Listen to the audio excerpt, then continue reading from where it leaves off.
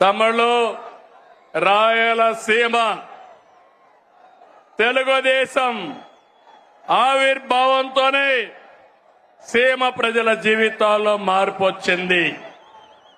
సీమ ప్రజల జీవితాలు మార్చేందుకు సాగునీటి ప్రాజెక్టులతో ప్రారంభించిన ఏకైక నాయకుడు ఎవరు తమ్ముడు అని అడుగుతున్నా నందమూరి తారక రామారావు గారు. అవునా కాదా? అవును అంటే గట్టిగా చప్పట్లు కూడా చెప్పండి అవునని.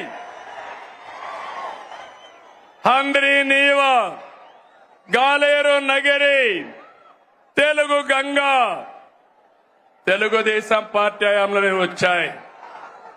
సీమ పల్లెల్లో ఫ్యాంక్షన్ అంతం చేసిన సీమకు నీళ్లు ఇచ్చిన ఆ ఘనత మనది. అవునా కాదా అని మిమ్మల్ని అడుగుతున్నా. ఈ సంవత్సరాలు రాయలసీమలో వర్షాలు పడలేదు, కానీ తమ్ముళ్ళు అన్ని చెరువుల్లోకి నీళ్లు వస్తున్నాయా లేదా అని మిమ్మల్ని అడుగుతున్నా. అందుకే మీ అందరికీ గుర్తుంటుంది, సీమ మారుతుందని మొన్న ఎన్నికల కంటే ముందుగా అన్ని సభల్లో చెప్పాను. మీరు కూడా నా మాట నమ్మలేదు.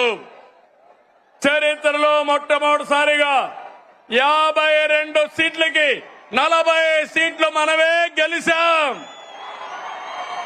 కూటమే గెలిచింది.